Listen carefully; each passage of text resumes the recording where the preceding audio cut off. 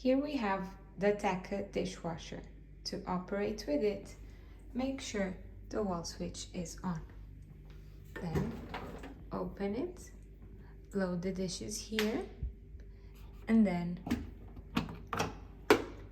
load here the capsule. Close it, and then you can turn it on by pressing this button inwards, and then you can choose your preferred program by rotating this knob here. Then once you close it, it will automatically start.